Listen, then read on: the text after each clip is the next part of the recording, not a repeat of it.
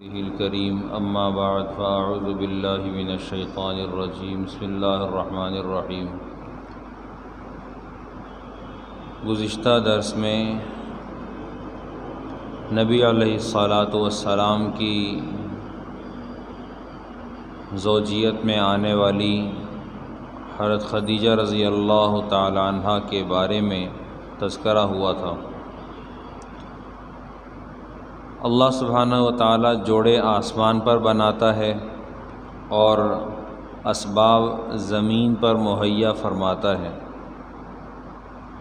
نبی علیہ الصلاۃ والسلام کی شہرت صادق و امین کے لقب سے ہو چکی تھی اور ہر طرف آپ علیہ الصلاۃ والسلام کی امانت و دیانت کا چرچا تھا۔ جب ہر طرف تھا تو خدیجہ کے کانوں میں بھی تھا۔ خدیجہ رضی اللہ تعالی عنہا نے ایک روایت کی بطور امتحان اور دوسرا یہ کہ بطور کاروبار نبی علیہ الصلاۃ والسلام کو اپنے کاروبار کا متولی بنایا، اپنے غلام میسرہ کو ساتھ دیا اور آپ حضرات نے سفر فرمایا شام کا۔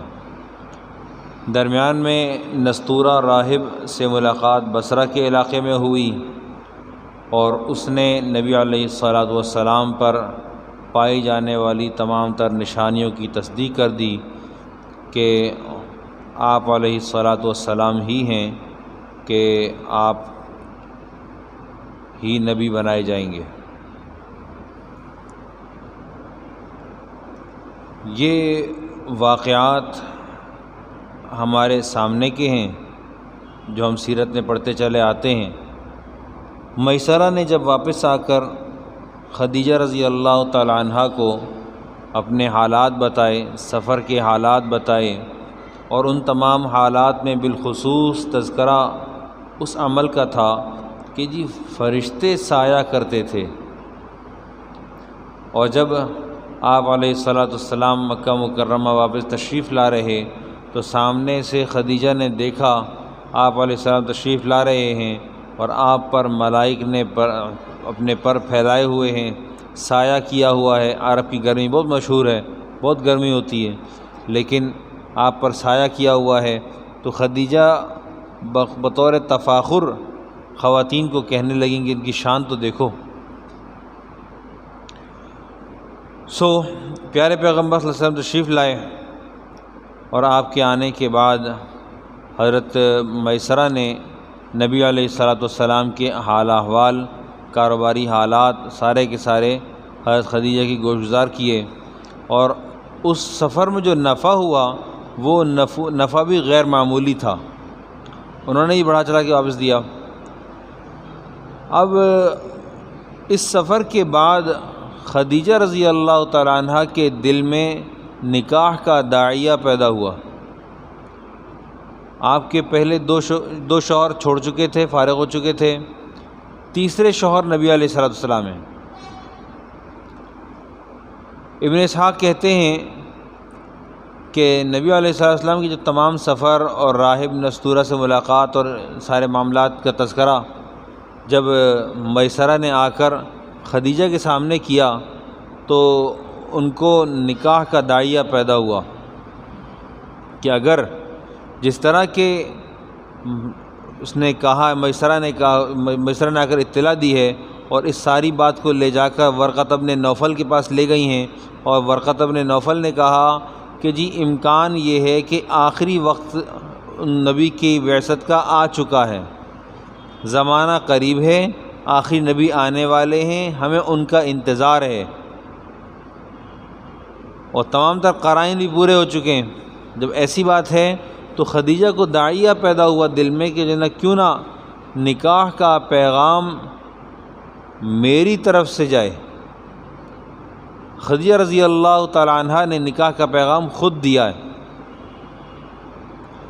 اور جب یہ نکاح کا شوق آپ کو چرایا، آپ نے نکاح کا پیغام دیا، تو اس وقت ایک روایت کہ آپ کے والد وہ خویلد جو تھے وہ نبی علیہ الصلوۃ والسلام کی بعثت سے پہلے حرب فجار والا جو واقعہ ہوا تھا اس سے پہلے کہیں فوت ہو چکے تھے۔ دوسری روایت کہ والد موجود تھے۔ تیسری روایت کہ عمر ابن اسد حضرت خدیجہ کے چچا وہ آپ کے نکاح کی مجلس میں موجود تھے۔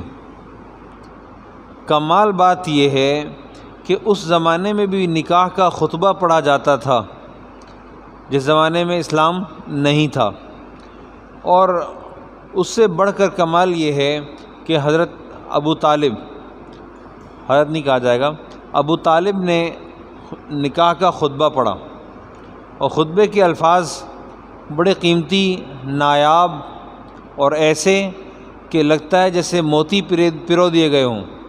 کہتے ہیں اما بعد فإن محمدا مما لا يوازن به فتى من قریش الا رجح به شرفا وفضلا وعقلا وإن كان في المال قل فإنه ظل زائل وعاریۃ مسترجعۃ وله في خدیجہ بنت خویلد رغبۃ ولها فيه مثل ذلك۔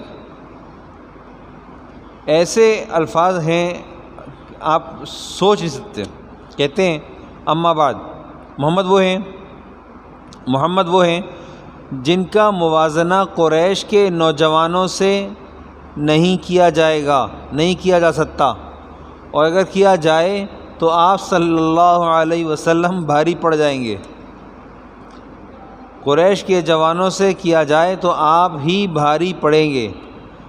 مال میں اگرچہ کہ آپ علیہ السلام کم ہیں تو لیکن مال ایک ختم ہو جانے والا سایہ ہے۔